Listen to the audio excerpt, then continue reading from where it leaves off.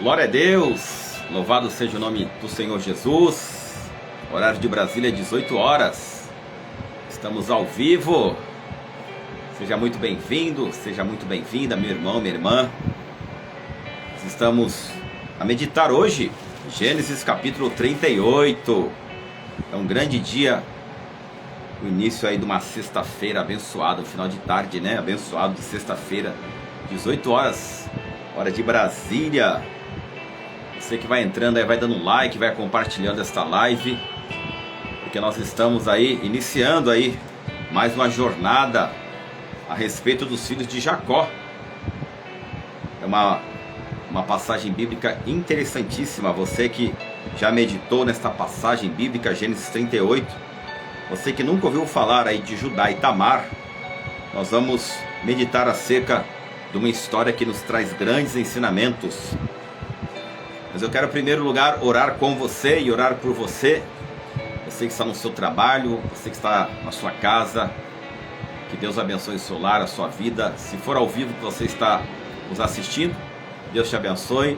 Se for em outro horário, o Espírito Santo fala com você também através desta palavra, amém? Vamos orar então.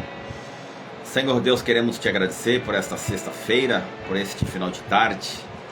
Obrigado, Jesus, Ebenezer, até aqui o Senhor nos sustentou, o Senhor nos guardou em 2025, esses 2 meses, Senhor, que já se passaram. É o último dia do mês de fevereiro, dia 28. Eu quero te agradecer, Senhor, porque o Senhor é bom, sempre nos ouve. Ó Jesus, que o Senhor possa abençoar esta casa, que me abre, Senhor, essa porta para que eu possa ministrar a Tua palavra. Senhor, que a Tua paz, que excede todo entendimento, repouse sobre este lar.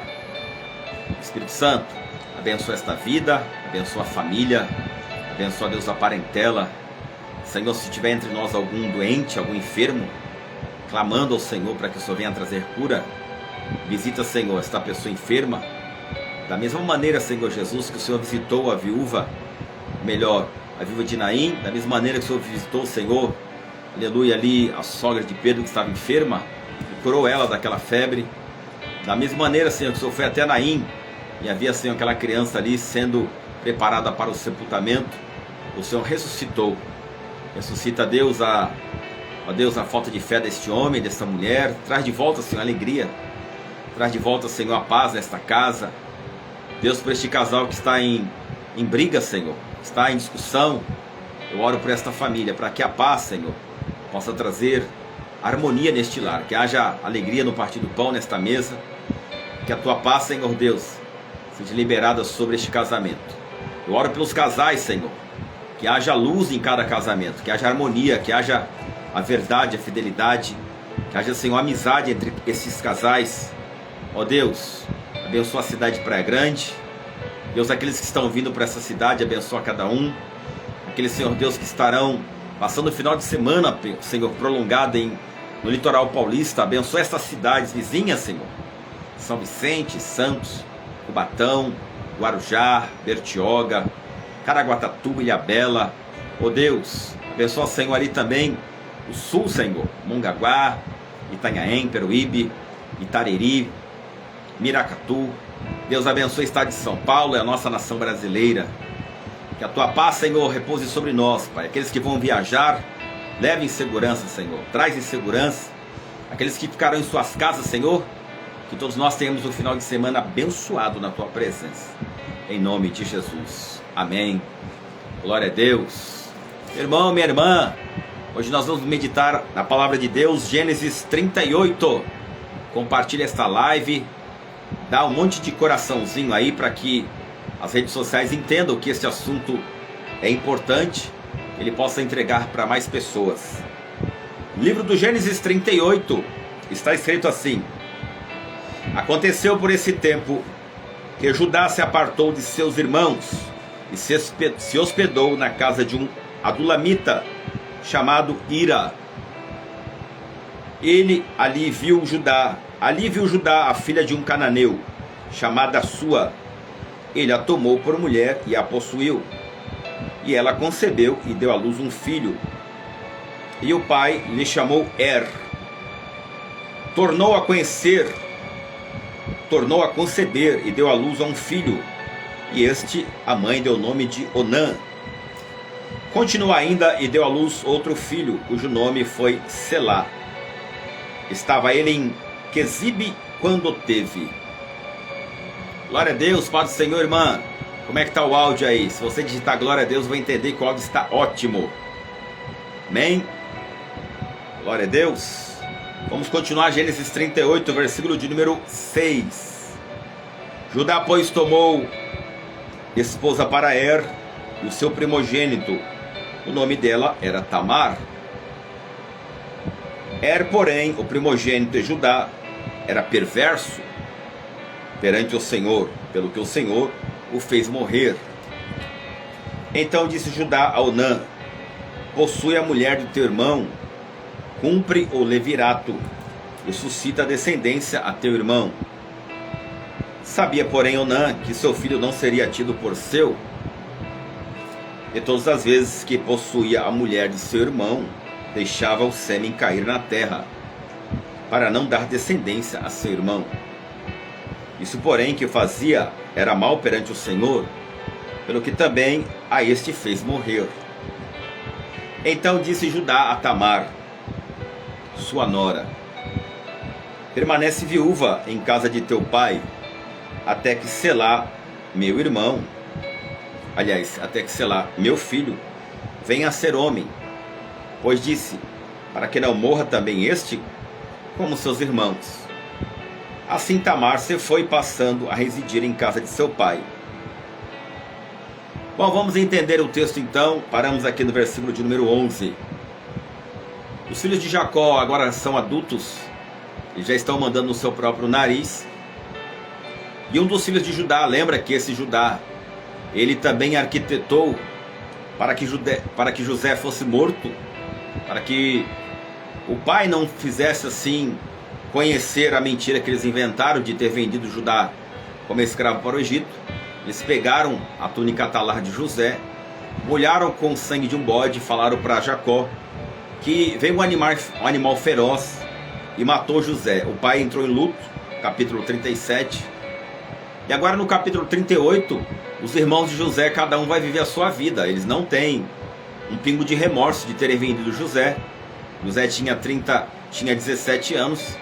No capítulo 38 agora, passa-se o tempo, José está lá no Egito como escravo. Os anos estão se passando. Os filhos de Jacó, os outros 11, estão ali, né? Dos 12, José está no Egito como escravo e 11 estão vivendo a sua vida.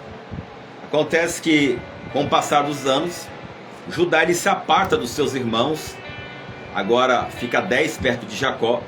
E Judá vai morar perto de uma cidade chamada cidade do Adulamita. E ali Judá ele viu uma filha de um cananeu, uma cidade cananeia. O nome dessa mulher era Sua, ou Suá. Ele tomou ela e possuiu, e ela veio a ter um filho. O primeiro filho, o primogênito, foi Er. Depois ele veio novamente a gerar mais um filho com essa mulher Sua, e o nome desse menino chamou Onã. E ainda continuou a luz e deu fruto a Selá. Ou seja, Judá teve 3 filhos. O primeiro filho era Er, Onã e Selá. E aí o que aconteceu, meus irmãos? Continua ainda, deu à luz Selá, que estava em Quezibe quando o teve. Estava numa cidade cananeia chamada Quezibe. Judá, pois, tomou esposa para Er e o seu primogênito. O nome dela era Tamar. Naquela época, para que você entenda, os pais eles influenciavam muito no casamento dos filhos. Perceba que Abraão, para você entender como que naquela época os pais influenciavam no casamento dos filhos, Abraão também, ele já estava com os anos adiantados, né? E aí Isaac tinha 40 anos e Abraão teve que intervir para que Isaac casasse. Ele mandou o seu funcionário ir até a casa do seu parente Labão, e ali ele conhecesse, encontrasse uma mulher, para que trouxesse essa mulher, entregasse ali o dote, os presentes para o pai da menina, da jovem virgem, com a descendência hebreia.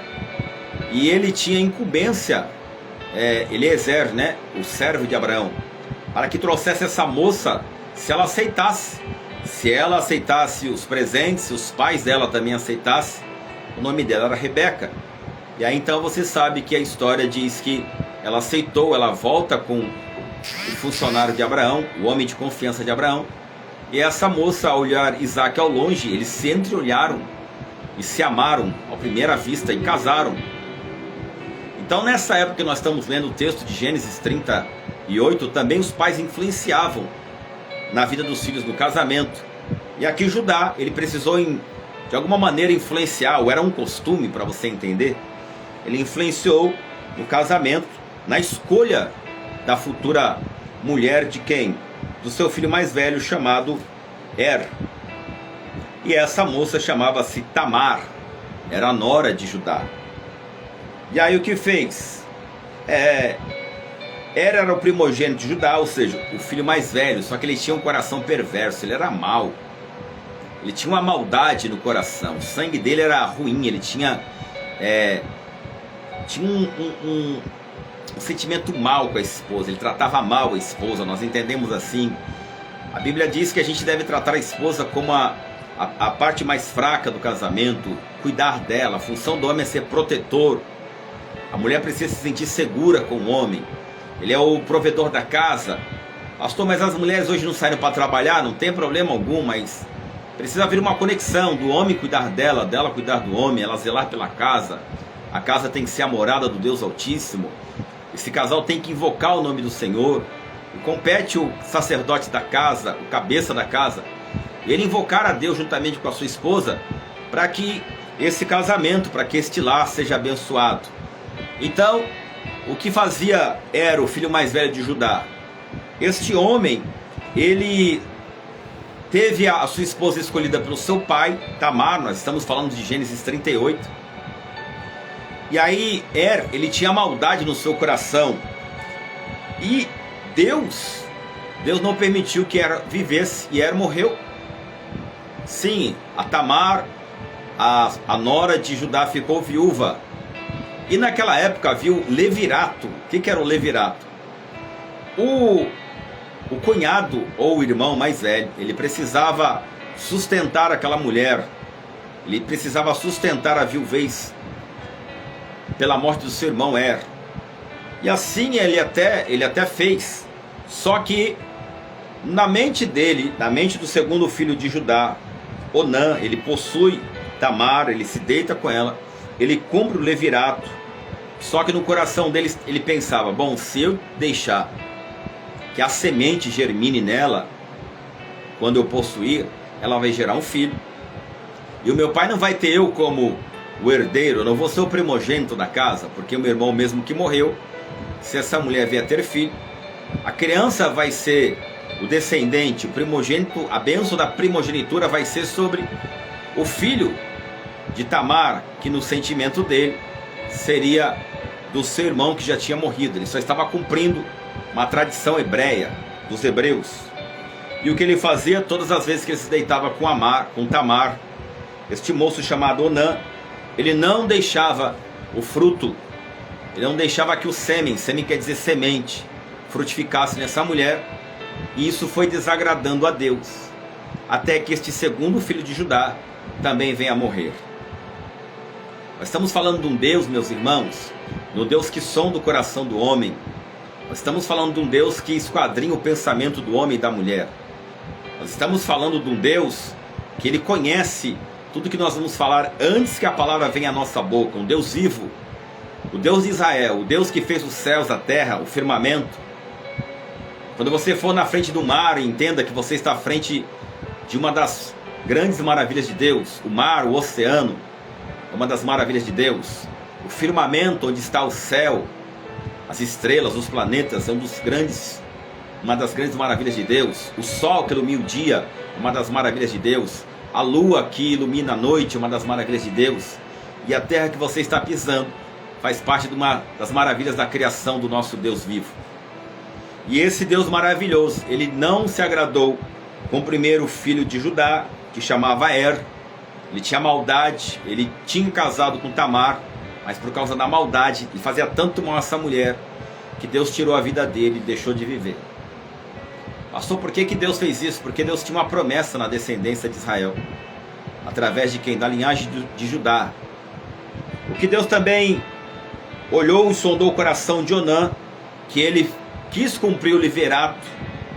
Ele quis cumprir o liverato. Onã se responsabilizou por conquistar a irmã do seu irmão, Tamar. Só que na noite de núpcias ele não deixava que o sêmen germinasse na mulher. E aí isso desagradou a Deus e ela fica viúva pela segunda vez. Isso mesmo. Gênesis 38, versículo 10. Isso, porém, se fazia, era mal perante o Senhor, pelo que também a este fez morrer. O segundo filho de Judá, Er, morreu, e Onã também morreu. E aí Judá, ele se vê num grande questionamento pessoal.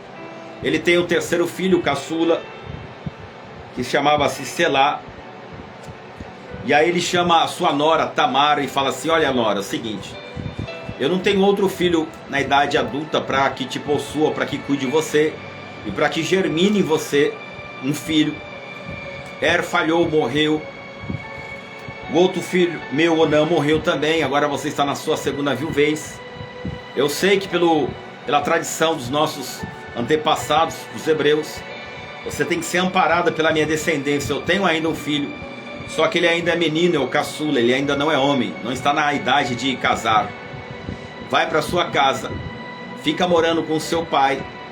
Quando meu filho crescer, eu te procuro, ou ele te procura, para que ele case com você, para que ele possua você, para que você não fique desamparada, para que você não fique uma viúva desterrada, sem nenhuma herança. Pois bem, então agora vamos ler o versículo 12, Gênesis 38, versículo 12. Continuamos a nossa explanação e meditação no livro do Gênesis, capítulo 38, versículo 12. No correr do tempo morreu a filha de Suá, mulher de Judá. E consolado Judá subiu aos tosqueadores de suas ovelhas em Tímina, ele e seu amigo Ira, o adulamita. Então quem morre agora é a esposa de Judá, Sua. Agora quem fica viúvo é Judá. Olha como que a vida é, né? O luto praticamente aparece para todos. O luto é uma sentença divina para a humanidade, porque a humanidade pecou. Então Deus fez com que o homem conhecesse a morte. E todas as famílias depois do Éden, depois do pecado adâmico, nós então agora precisamos viver o luto. Ninguém quer viver o luto. O luto é algo que dói demais.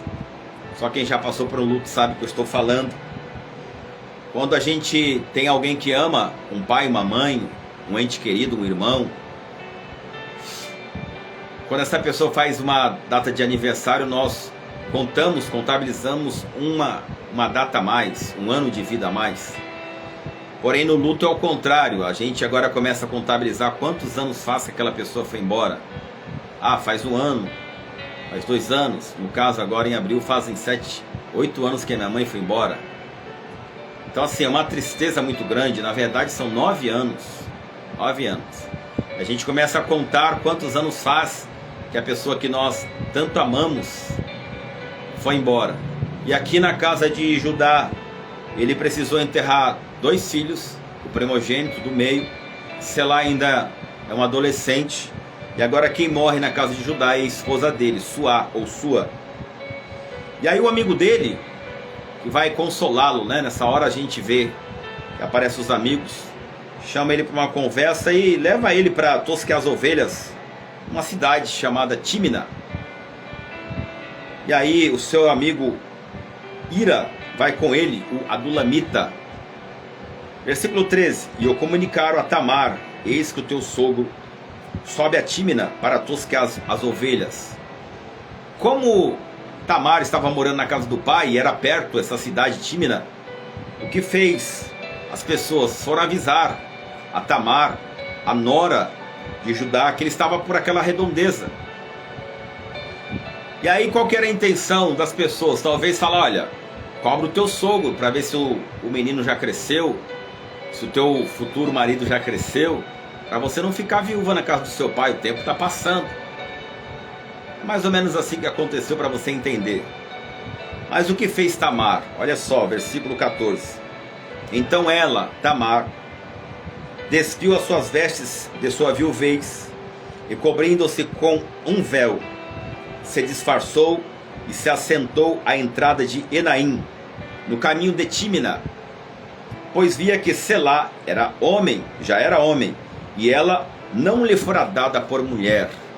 Então nós estamos falando que passou anos. Tamar está morando na casa do seu pai, vivendo a sua viuvez dos seus maridos que morreram. O primeiro morreu, o segundo morreu, e ela esperava que Selá fosse o seu terceiro marido, né? Pelo voto do levirato, uma tradição dos hebreus. E Judá não foi procurar ela. Selá também não foi procurar ela. Ninguém da família de Judá foi procurar, porque agora Tamar também está na sua viuvez. E o que ela faz? Ela se disfarçou, tira a sua roupa de viúva e ela vai até um caminho da entrada da cidade de Tímina. E ela faz o quê? Ela está disfarçada, ela não está com uma roupa de viuvez. Já tinha passado anos, o seu sogro, ex-sogro, ou futuro sogro, se Judá cumprisse o voto do levirato, ele possivelmente nem ia reconhecer ela. E aí ela coloca uma roupa diferente, uma roupa do que? De meretriz, isso mesmo, ela coloca uma roupa de prostituta, se veste como uma prostituta, e fica na entrada da cidade de Tímina. Judá está vindo, versículo 15, vendo a Judá, teve-a por meretriz, pois ela havia coberto o rosto. Então Tímina coloca uma roupa de meretriz, de prostituta, coloca um véu. Judá pensou que ela era uma prostituta, uma meretriz, e ele vai falar com ela. Então se dirigiu a ela no caminho. Ele disse: vem, deixe-me possuir-te, pois não sabia que ela era sua nora. Ela respondeu: que me darás para coabitares comigo? Ele respondeu: inverti-ei um cabrito do rebanho. Perguntou ela: dar-me-ás penhor até que o mandes? Respondeu ele: que penhor te darei? Ela disse: o teu selo, o teu cordão e o teu cajado que seguras. Ele, pois, lhe os deu e a possuiu, e ela concebeu dele. Como assim? Vou te explicar. Tamar se disfarçou de meretriz, pensou no coração dela: bom, meu sogro, meu ex-sogro, não vai cumprir o voto de levirato. Selá já está adulto, ele não me procurou mais. Eu vou me disfarçar de meretriz, vou cobrir meu rosto para ele não me conhecer e vou me oferecer para ele. E ela fez isso. Judá foi até ela e quis comprar para usá-la. E ela falou: bom, o que você vai me dar para você me usar? Ela se fez de prostituta. Ele disse: eu vou te dar um cabrito, eu vou te mandar alguém trazer um cabrito, porque eu estou sem animal aqui. Ela falou: não, vai me dar uma penhor então, me dá alguma coisa e deixe como penhor. Alguma garantia, me dá uma garantia. E ele falou: bom, o que você quer que eu te dê como garantia, mulher? É Tamar que está falando com seu ex-sogro, ele não sabe que é ela. Ela sabia da importância do cajado, que simbolizava a autoridade da família de Judá. Ela sabia do selo, que era como se fosse uma marca da família de Judá. E ela também pede que o bordão era como se fosse uma capa. Olha que interessante, o penhor Judá. O selo era um sinete cilíndrico pendurado com um cordão ao pescoço. Selo, todo dono de família tinha uma corrente com um sininho pendurado aqui, simbolizava a autoridade daquela família, a marca daquela família, como se fosse o logotipo da família, tá bom? E a sua impressão equivalia a uma assinatura pessoal. É como se fosse uma assinatura pessoal da época. Hoje nós temos a caneta, hoje nós temos aí a escrita, né? Temos a assinatura digital, mas naquela época tinha uma correntinha no dono das fazendas, que quando ia vender alguma coisa, ele pegava aquele sininho e tocava ou manchava e carimbava, para você entender, tá bom? O cajado era esculpido cuidadosamente pelos seus donos. Ambos eram imediatamente reconhecidos. O cajado também simbolizava autoridade. Com o cajado ele tangia o rebanho, o gado, as ovelhas. Quem tinha um cajado era o pastor, tinha uma autoridade, tinha o nome da família, tinha o selo da família. E a capa também simbolizava a autoridade da família. Então ela pede as 3 coisas para ajudar. Estou explicando de uma maneira simples, não vou entrar em detalhes costumeiros da época, mas para que a gente entenda. Ela falou assim, me dá alguma garantia. Ele deu o bordão, ele deu a capa e deu também o que? E deu o selo familiar. Pois bem, vamos segurar então aqui esse texto para você entender. Respondeu ele, que penhor te darei? Ela disse, o teu selo, o teu cordão e o teu cajado que seguras. Ele, pois, los deu e a possuiu, e ela concebeu dele. Como assim? Ela ficou grávida do seu próprio sogro. Levantou-se ela e se foi, tirou de si o véu e tornou as vestes da sua viuvez. Ela sai daquele ambiente que ela estava com seu ex-sogro. O sogro não cumpriu o voto levirato com ela. Ela se veste de prostituta. Ela faz uma estratégia. Ela pega uma garantia com o sogro, se deita com ele, com Judá. E ela vai daquele ambiente, vai embora, troca de roupa e volta a colocar roupa de viúva. Versículo 20. Passou alguns dias, enviou Judá o cabrito por mão do Adulamita, seu amigo, para reaver o penhor da mão da mulher, porém não a encontrou. Lógico, Judá era uma pessoa de autoridade naquela cidade, e ele, para pagar aquela moça que ele pensava que era uma meretriz, ele falou, amigo, vai lá, leva o cabrito para uma meretriz que está lá na cidade de Tímina, leva para ela que eu estou com uma dívida com ela. Lógico, ele era amigo, ele tinha contado este caos para o amigo, porque o amigo levou ele até Tímina para tosquear as ovelhas, para que Judá parasse ou tirasse um pouco a tristeza da sua viuvez. Acontece que lá na cidade, Judá, ele não estava nem preocupado muito com a sua viuvez, ele deita com uma meretriz sem saber que era sua ex-nora. E ela fica grávida, ele manda lá o amigo pagar a dívida, o amigo vai até lá e fala, bom, aqui não tem nenhuma prostituta, já perguntei para as pessoas, não existe prostituta, que nunca existiu. Então perguntou aos homens daquele lugar, onde está a prostituta cultual que se achava junto ao caminho de Enaim? Responderam, aqui não esteve nenhuma meretriz. Tendo voltado a Judá, disse, não a encontrei. E também os homens do lugar me disseram, aqui não esteve prostituta cultual nenhuma. Respondeu Judá, que ela o guarde para si, para que não nos tornemos em opróbrio. Mandei-lhe com efeito o cabrito, todavia não achaste. O que fez Judá? Bom, não vamos insistir em procurar prostituta, porque o meu nome vai ficar mal falado, né? Então que ela fique lá com o meu bordão, com o meu sinete, que ela fique com a minha capa, com o meu cajado, e vamos esquecer essa história. E o tempo vai passando. A Bíblia diz que não tem nada em oculto que não venha a ser revelado. Por isso que é bom nós fazermos aquilo que é certo, aquilo que é verdadeiro, aquilo que é puro, aquilo que é de boa índole. Porque a verdade é imutável, a verdade permanece para sempre.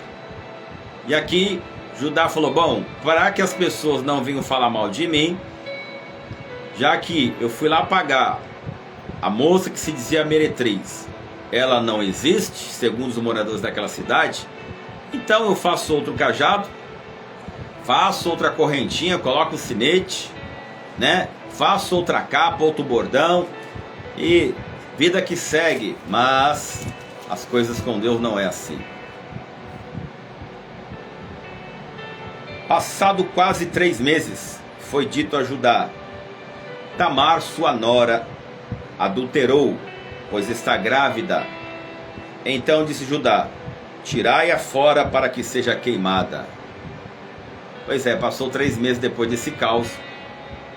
Tamar, que estava curtindo a sua viuvez com roupa de viúva, a barriga começa a crescer, com 3 meses já dá sinal, e as pessoas perceberam como o voto levirato, a viúva tinha que esperar até que o seu ex-sogro falasse que ia cumprir o levirato ou não, Judá não podia casar com outra pessoa.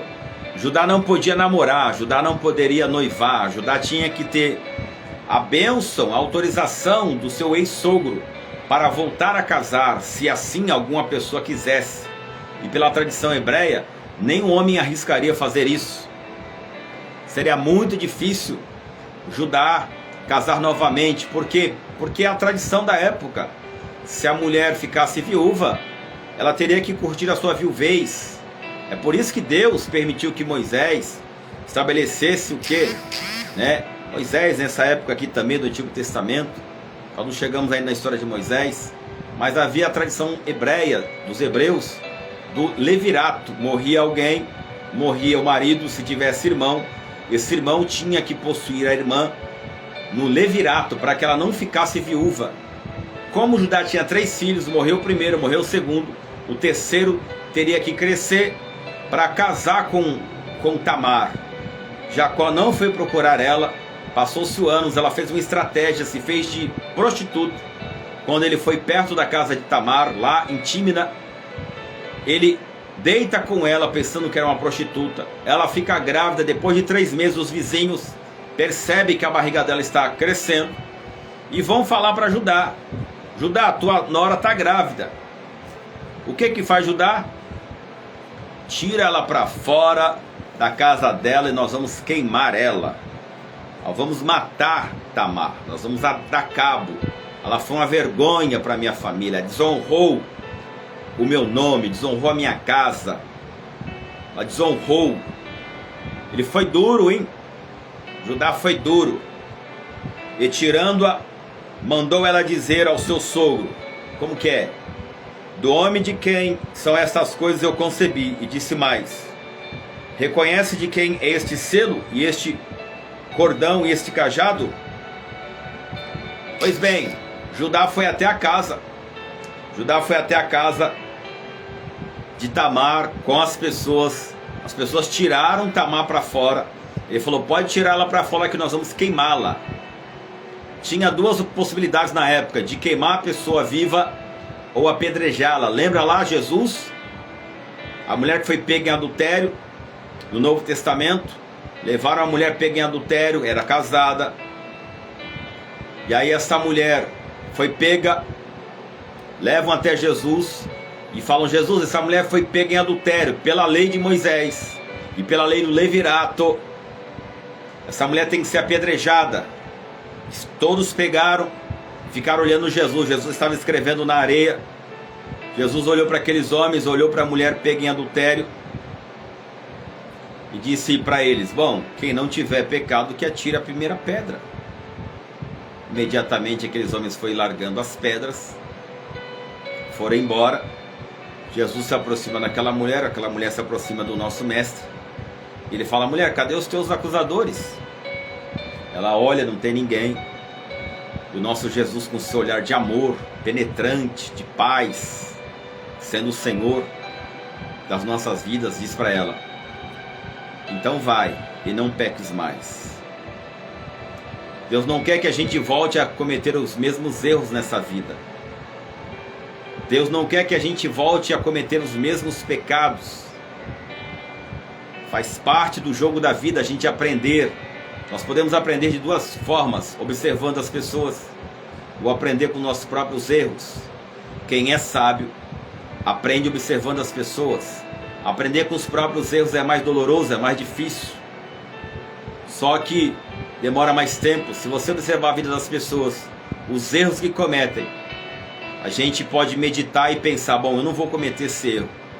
Essa mulher foi pego em adultério e Jesus falou para os homens: bom, quem não tem pecado, então que atire a primeira pedra. Eles soltaram as pedras, se afastaram de Jesus, se afastaram da mulher.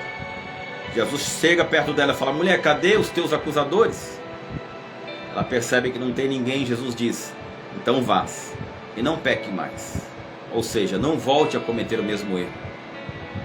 Aqui Judá estava sendo rude com Tamar, a sua ex-sogra, a sua ex-nora. E ele fala: tira Tamar para fora, nós vamos queimar Tamar. E quando tiram Tamar, Tamar vem com o que na mão? ela vem com o cajado na mão, ela vem com o selo e vem com o cordão na mão, ou o bordão. Uns dizem que era um bordão, uma capa, outros falam que era um cordão. Esse cordão tinha um selo. Eram 3 objetos. De quem era o dono? De Judá, que tinha se deitado com ela. E o que ela fala? Olha, do homem que são essas coisas que estão na minha mão, o selo, o cordão e o cajado. Daqui, ó, a marca real, a marca da família, o selo familiar. O homem que me deixou grávida, tá aqui, é o dono disso daqui, ó, do selo, do bordão ou do cordão e do cajado. Imediatamente Judá olhou e falou: bom, esse cajado é meu, tá ali o selo da minha família, o selo é meu, o cordão também é meu. E ela fala: reconhece de quem é esse selo? Reconhece de quem é esse cordão e esse cajado? Versículo 26, Gênesis 38. Reconheceu-os Judá e disse: mais justa é ela do que eu, porquanto não a dei a Selá, meu filho, e nunca mais a possuiu. E acontecendo que, estando ela para dar à luz, havia gêmeos no seu ventre. Ao nascerem, um pôs a mão para fora, e a parteira, tomando-a, lhe atou um fio encarnado e disse: este saiu primeiro. Mas recolhendo ele a mão, saiu outro. E ela disse: como rompeste saída? E lhe chamaram Pérez. Depois lhe saiu o irmão, em cuja mão estava o fio encarnado, e lhe chamaram Zerá. Pois é, minha irmã Vanessa, caiu a ficha de Judá, caiu ali. Quando Tamar fala: bom, eu estou grávida do dono desse cajado, do selo e desse sinete, desse cordão. Tá aqui, gente, estava toda a população pronta para queimar Judá. Queimar quem? Queimar a Tamar, todo mundo, toda a vizinhança. Você já passou uma vergonha assim, irmão? Ô irmão, você já passou uma vergonha? Alguma vergonha que já foi exposto o seu nome na frente das pessoas? Pois eu já, meu irmão. E é triste demais você ser envergonhado. Mas deixa eu te dar uma palavra de conforto. Só sente vergonha quem tem integridade. Sentir vergonha é bom. Quando nós temos vergonha, nós deixamos as nossas contas em dia. Quando nós temos vergonha, ó, na nossa cara, nós não devemos nada para ninguém, nós pagamos as nossas contas. Ter vergonha é bom, irmãos. Quem não tem vergonha não paga nada em dia. Quem não tem vergonha não se preocupa com o que vão falar da vida dela. Quem não tem vergonha, irmão, não se preocupa com a sua reputação. Reputação é tudo aquilo que falam de você. Ah, pastor, que nada. Eu quero saber o que Deus fala de mim. Não, não é assim não. A Bíblia fala assim, ó, que o bom nome é melhor do que o tesouro, o ouro e a prata. Então, nós temos que cuidar da nossa reputação, sim. E aí, o que tem falado de você pelas suas costas? Você é uma pessoa que tem palavra? Você é uma pessoa que cumpre o que você se compromete? Você é uma pessoa que paga suas contas em dia? Você é aquela pessoa que vai fazendo dívida e não está nem aí? Vai deixar o teu nome sujar e não tem vergonha disso? Não. Mas pastor, e essa vergonha de Tamar? Nós temos que preocupar sim com a nossa reputação, sim, meu irmão. Tá certo que tem a adversidade da vida, que a gente atrasa uma conta, mas isso não impede da gente dar uma satisfação. Tá certo que às vezes a gente atrasa um IPTU, mas isso não impede da gente ir lá parcelar o IPTU. Sim ou não? Andar com o nome em dia, habilitação em dia, documentos em dia. Isso é reputação. O bom nome está lá no livro da sabedoria de Salomão. O bom nome vale mais do que qualquer tesouro na terra. E aí o que faz Judá? Ele quer envergonhar sua ex-nora. Mas deixa eu te dar uma palavra de Deus para a sua vida. No lugar da tua vergonha tereis dupla honra. As pessoas que estão querendo te envergonhar verão Deus te honrar. Judá caiu a ficha E ele fala: realmente essa moça Tamar, ela é mais justa do que eu, porque eu tinha meu filho, tenho meu filho Selá, ele já é adulto, e eu não trouxe ele para cuidar dela, de Tamar. Ela é mais justa do que eu. Eu imagino a vizinhança olhando para Judá. Quer dizer então que o Senhor deitou com a sua própria nora. Olha que história mais absurda. No lugar da tua vergonha tereis dupla honra. Quem hoje está te humilhando, quem hoje está querendo pisar em você, vai ver o tamanho do seu Deus. E quando Deus te exaltar, você não vai se vingar, porque a vingança pertence a Deus. Como assim? Deus vai maltratar essa pessoa? Não, Deus vai ver que o canto ele te ama. E se a pessoa também vai ver Deus na sua vida e vai querer conhecer o Deus que você serve. E você não vai se vingar, você vai estender as mãos e vai abençoar essa pessoa. Porque quem tem Jesus como modelo, perdoa, abraça, ampara e ajuda até mesmo aqueles que um dia nos humilharam. E aí Judá volta para sua casa, só que ele nunca mais tocou em Tamar, nunca mais, diz a Bíblia. Só que a criança foi germinada na barriga de Tamar, e cresce, e chega no 9º mês, e dentro do ventre dela tem 2 crianças. A primeira criança sai do ventre, a parteira coloca no dedo da criança uma fitinha, só que a criança puxa a mão, e aí a outra criança que estava sem nada sai.